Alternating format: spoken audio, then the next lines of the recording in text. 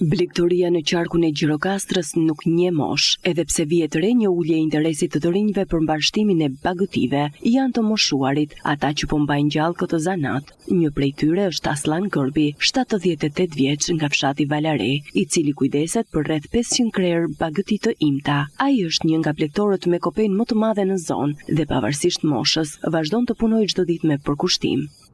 Jam marrë me bujqësinë, ish agronim mes. Tani ndryshoi sistemi, edhe pak pasione kishim, filluam këtë punë, blegtorinë.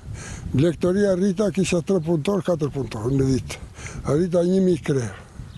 Na 1000 krerë kam në 500 sot. Kanë vështirësi që të marrësh këtë punë, të vazhdosh me këtë punë, ka vështirësi. Edhe të rritë së të ndjekin në mrapa, kam pretendime për më shumë. Çdo punë është e mirë. Këtë mira materiale jeton. Ja të çdo këtë. Merru me bujqësi, çdo këtë merru me bujqësi, merru me perime. Toka u kam 3 hektar tokë aty dhe vetëm shmjell me këto, për këto jo gjë hasla, se nuk mjell njeri një rrujnë domate, si i thonë. Gërbi shprehet se mbështetja me subvencione ka qenë një ndihmë e rëndësishme për zhvillimin e aktivitetit të tij. Çdo vit mi kanë dhënë.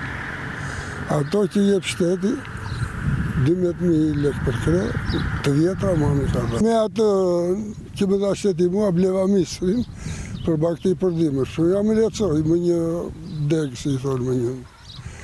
Por detyrimisht, çdo gjë e mirë është. Pavarësisht gjitha vështirësive, Aslan Gërbi thotë se do të vazhdojë të merret me këtë punë, për aq kohë sa të ketë fuqi.